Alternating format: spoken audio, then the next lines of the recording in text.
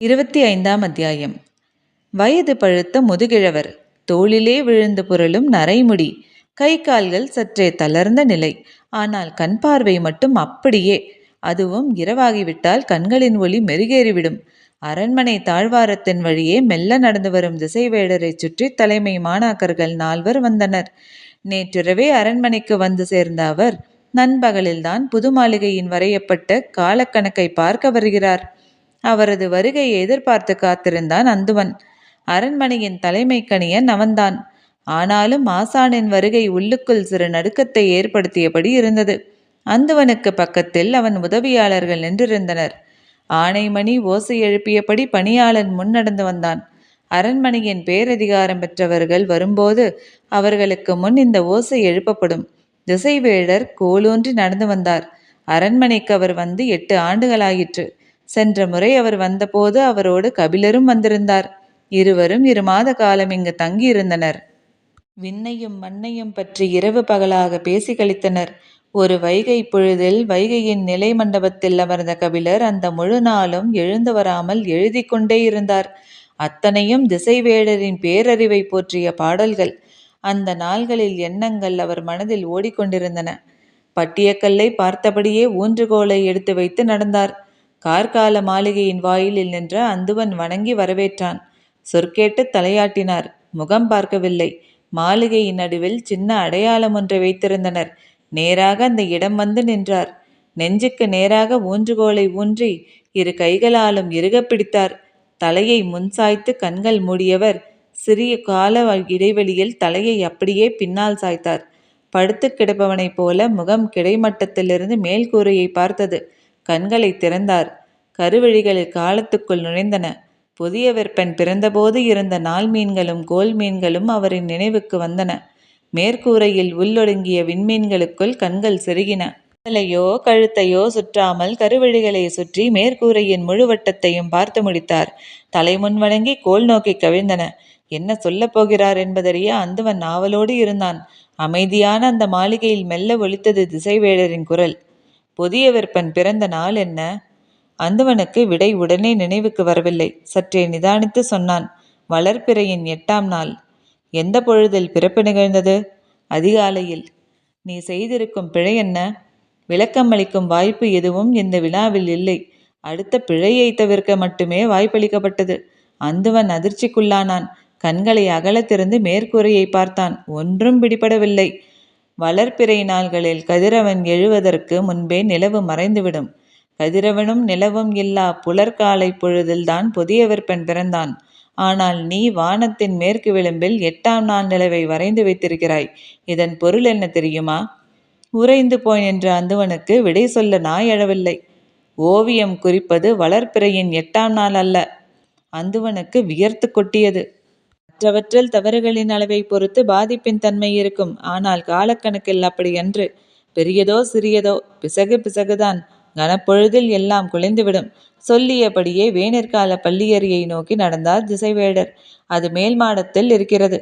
ஏறிச் செல்ல தன் மாணவர்களைத்தான் அனுப்புவார் என்று நினைத்திருந்தான். ஆனால் திசைவேடரின் கால்கள் படியேறி கொண்டிருந்தன. தலைமை அமைச்சர் முசுகுந்தரின் முன் யானைப்பாகன் நிறுத்தப்பட்டிருந்தான். பாண்டிய நாட்டின் பெருவிழா நடந்து கொண்டிருக்கும் இந்த நேரத்தில் இந்த சிக்கல் தொடர்பாக விசாரிக்க தாங்கள் வரவேண்டுமா என்று முசுகுந்தரிடம் அரசாங்கத்தின் களஞ்சிய தலைவர் வெள்ளிக்கொண்டார் கேட்டார். இப்படி ஒரு கோர நிகழ்வு நடந்துள்ளது என்பது நம்மினும் மேலுள்ளவர்களுக்கு தெரியாது. ஆனால் கீழ்நிலை வீரர்கள் காதோடு காதாக இதைத்தான் பேசிக்கொண்டிருப்பார்கள். இப்போதே இது குறித்து விசாரித்து தண்டனை வழங்கினால் அந்த வீரர்களின் காதுகளில் தானாக போய் சேரும். விழா காலத்தில் ஒழுங்கை உறுதிப்படுத்துவது முக்கியம்.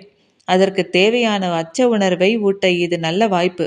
அதை ஏன் தவறவிட வேண்டும்? நிர்வாகத்தை நடத்தி செல்லும் மூதறிவாளன் முசுகுந்தன் என்பது அவரது ஒவ்வொரு செயலிலும் வெளிப்படுவதாக எண்ணி மகிழ்ந்தார் வெளிக்கொண்டார். தனித்திருந்த அந்த மாளிகைக்கு இருவரும் வந்தபோது கோட்டை தளபதி சாகலைவனும் யானை கட்டுத்தறியின் பொறுப்பாளன் அலங்கீரனும் அங்கு இருந்தனர். விசாரணைக்காக வரவழைக்கப்பட்ட மற்ற 4 வீரர்களும் பாகனுக்கு பின்னால் நின்று கொண்டிருந்தனர். பாகனின் மீது சுமத்தப்பட்ட குற்றத்தை தளபதி சாகலைவன் தடித்த குரலில் கூறினான். யானையை விட்டு பாகனும் கப்பலை விட்டு மீகனும் தப்பிக்க அனுமதியில்லை. இது பாண்டிய நாட்டின் விதி. அதை நீ மீறியிருக்கிறாய். நான் என்னை காப்பாற்றிக் கொள்ள தப்பவில்லை, அதை காப்பாற்றவே முயன்றேன். மதம் கொண்ட யானையை எப்படி காப்பாற்ற முடியும்? அதற்கு மதம் பிடிக்கவில்லை. தளபதி மாரையனை அது ஏன் கொன்றது? என்னை ஏன் அது கொல்லவில்லை? எதிர்கேள்வி எரிச்சலை உண்டு பண்ணியது. கேள்விக்குள் இருக்கும் உண்மை பதற்றத்தை கூட்டியது. அரை இருட்டிலிருந்து குதிரை பாய்ந்து கண்ணெதிரே வந்தால் எந்த விலங்குதான் அச்சங்கொள்ளாது? அச்சத்தால் தான் அது அடித்தது, மதத்தால் அல்ல. விளக்கம் தளபதியின் மரணத்தை நியாயப்படுத்த போதுமானதாக இல்லை. அதுவும் இந்த பெருவிழா நடந்து கொண்டிருக்கும் போது. ஒருவேளை யானை நெடுந்தெருவுக்குள் நுழைந்திருந்தால் இழப்பு என்ன ஆகியிருக்கும்? என் உத்தரவுகளை அது ஏற்கவில்லையே தவிர அதற்கு மதம் பிடிக்கவில்லை. அதனால்தான் அது கட்டுத்தறியை நோக்கி போனது. 3 திருப்பங்களிலும் சரியாக திரும்பி நடந்தது. மேற்கு வாசல் தளபதி சட்டென எதிரில் வந்துவிட்டார். இருட்டில் அவரின் வருகையை நானே எதிர்பார்க்கவில்லை. அது வேகம் கொள்ளாமல் தான் அடித்தது. பின்னங்காலில் மிதிப்பட்டதால் அவர் செத்தார். அது நிற்காமல், ஆனால் சரியான திசை நோக்கி போனதால் குத்துக்கோலை காதோரம் செருகிவிட்டு இறங்கினேன். அதை எளிதில் பிடித்திருக்க முடியும். ஆனால் அவசரத்தில் எல்லாம் தவறுதலாக நடந்துவிட்டன. நீ நடந்து கொண்டதுதான் தவறு. அதை ஏற்காமல் எல்லாவற்றின் மீதும் பழி சுமத்தாதே.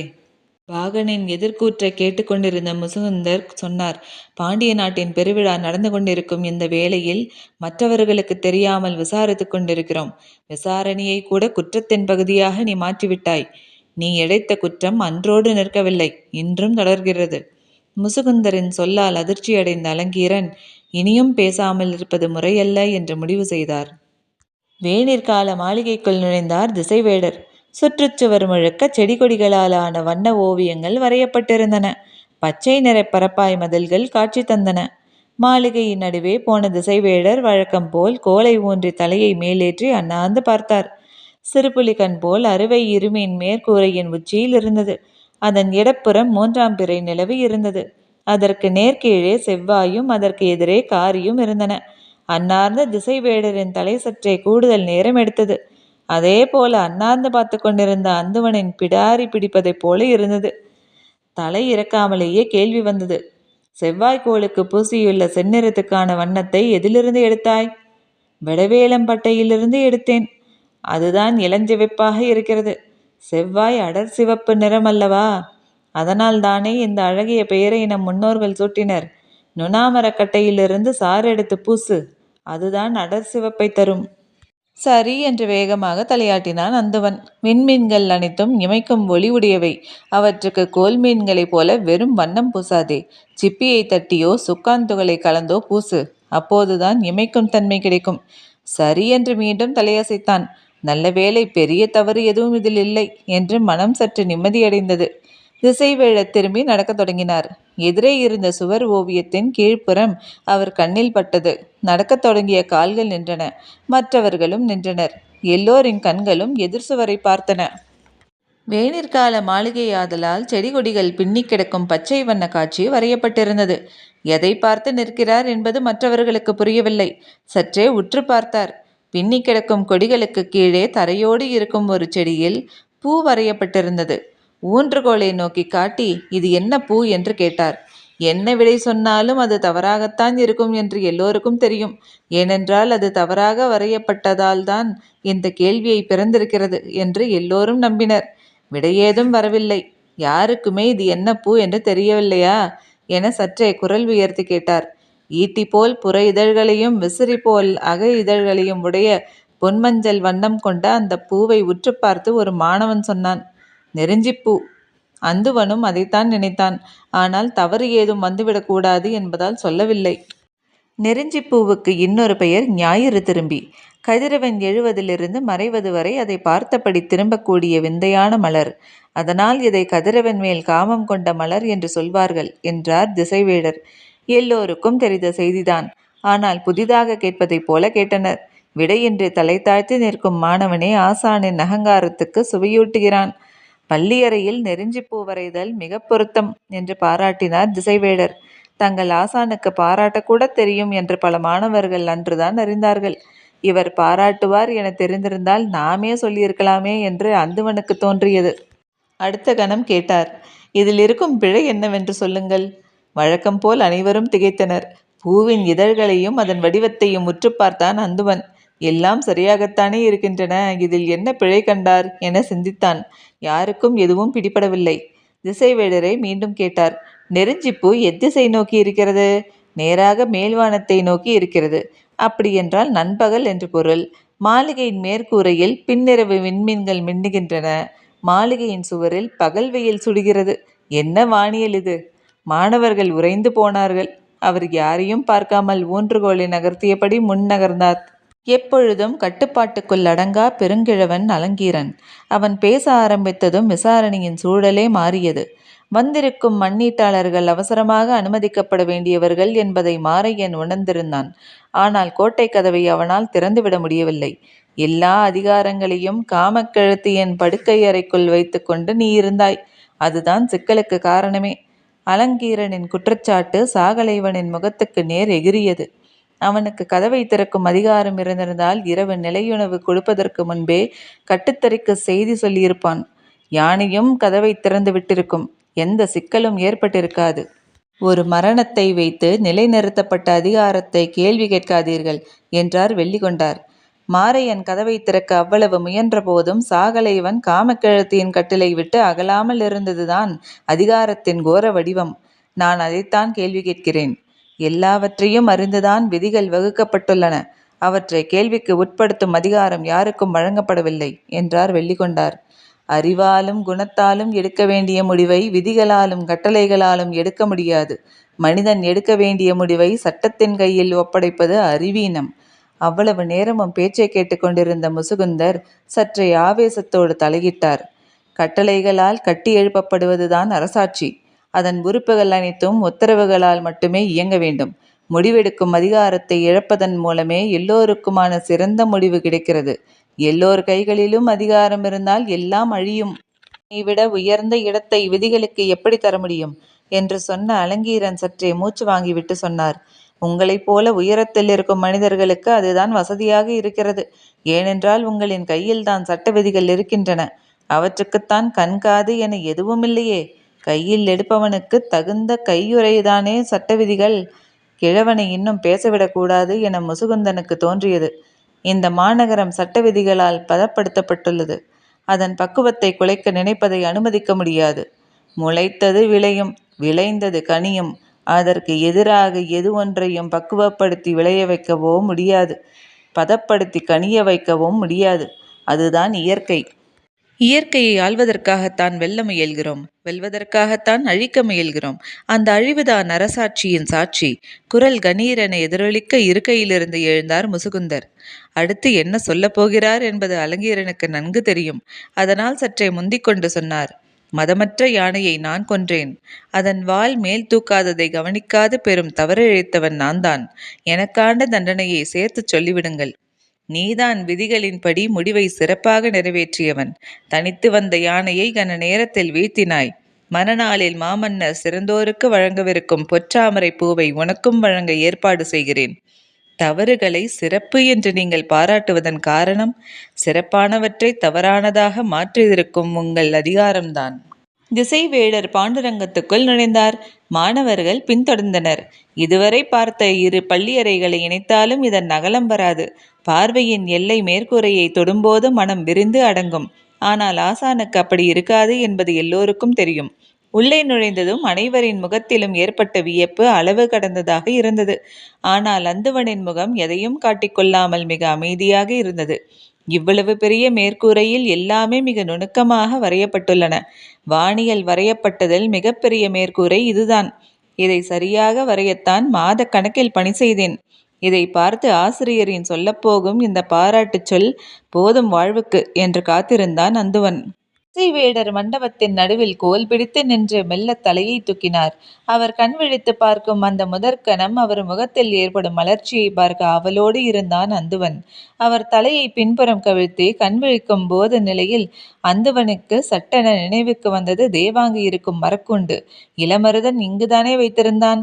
எடுத்து விட்டானா அல்லது இன்னும் இங்குதான் இருக்கின்றனவா என்று சுற்றியிருக்கும் மேடைகளை பார்த்தான்.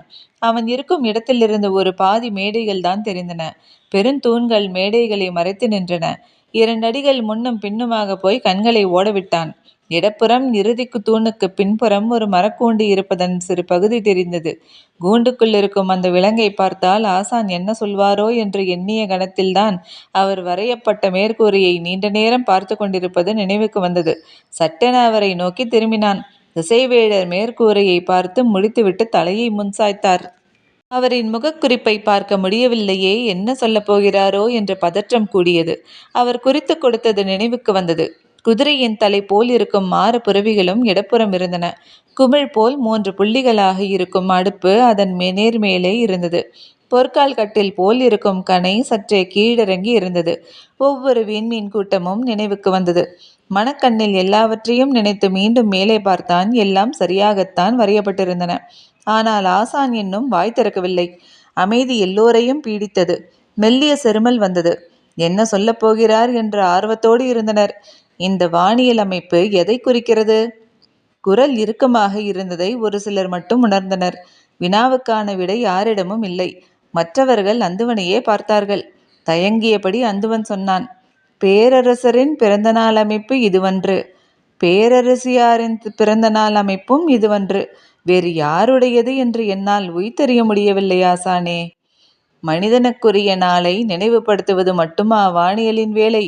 அது இயற்கையின் காலமானி அல்லவா? அவரின் சொல் புதிய திறப்பை உருவாக்கியது. வியப்போடு தலை நிமிர்ந்து மேலே பார்த்தான். ஒன்றும் பிடிபடவில்லை. ஆசானின் குரல் கணீரென ஒலித்தது.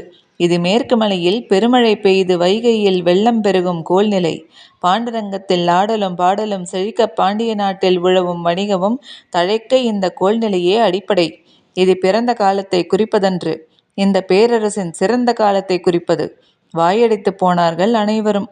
வானியல் பேராசானின் அறிவு கண்டு மெய்மறந்து நின்றபோது அவரின் குரல் அதைவிட கெடுத்து ஒலித்தது. இதில் நீ செய்த பிழை என்ன தெரியுமா? அடித்தொண்டையிலிருந்து வந்தது கேள்வி. அந்துவனின் உடல் உதறியது. அவன் நிமிர்ந்து பார்த்தான். மேற்கூரையை கண்கள் சுற்றின. தலையும் சுற்றியது. ஆசானின் குரல் வெளிவந்தது. வெள்ளி வெறும் கோல் அன்று, மழைக்கான கோல்.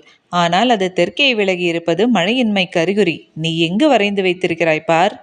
அந்துவன் திரும்பி மேற்கூரையை பார்த்தான். வெள்ளி தெற்கே விலகி இருந்ததை பார்த்த கணத்தில் உச்சந்தலையில் தாக்கியது ஆசானின் ஊன்றுகோல். துவண்டு விழுந்தான் அந்துவன். பாண்டுரங்கத்தை பாழுமரங்காக்க பார்த்தாயா? குரல் கேட்டு நடுங்கினான் அந்துவன். மன்னியுங்கள் ஆசானே, என்னை மன்னியுங்கள். உடனடியாக சரிப்படுத்துகிறேன், பொறுத்தருளுங்கள். அந்துவனை விட அதிக நடுக்கம் இருந்தது ஆசானின் கைகளில்தான். காலத்தை கணித்தல் எளிதன்று. கன நேரத்தில் எல்லாம் மாறிவிடும். நீ என் தலைமானவன் என்பதால் தான் உன்னை அரண்மனைக்கு அனுப்பினேன். அந்துவன் பாய்ந்து வந்து காலை பிடித்தான். அடுத்து என்ன சொல்லப் போகிறார் என்பதை அவனால் உய்தறிந்த முடிந்தது. ஒரு வாய்ப்பு கொடுங்கள் ஆசானே, மறுபடியும் பொருத்தமாக வரைந்து காட்டுகிறேன். அந்துவனின் கதறல் ஓசை கேட்டுக்கொண்டே இருக்க திசைவேடர் பாண்டரங்கத்தை விட்டு வெளியேறினார். கோட்டையின் வெளிப்புறம் இருக்கும் காட்டரணது. அங்குதான் யானைகளுக்கான வட்டரங்கு இருக்கிறது. முசுகுந்தரின் தீர்ப்பை நிறைவேற்ற எல்லோரும் வந்திருந்தனர். முதலில் பாகன் அரங்குக்குள் அனுப்பப்பட்டான். இன்னும் சிறிது நேரத்தில் யானை உள்ளே நுழையும். சுழல் அரங்கில் யானையிடம் தப்பித்து பாகன் ஓட வேண்டும். அவன் ஓடி தப்பித்தால் குற்றமற்றவன், மிதிப்பட்டு செத்தால் பாவமற்றவன். இதுதான் போட்டியின் விதி. போட்டி தொடங்க இன்னும் நேரம் இருந்தது. அதே சமயம் முடிவு எல்லோருக்கும் தெரிந்தே இருந்தது. இத்துடன் அத்தியாயம் முடிவடைந்தது. நன்றி.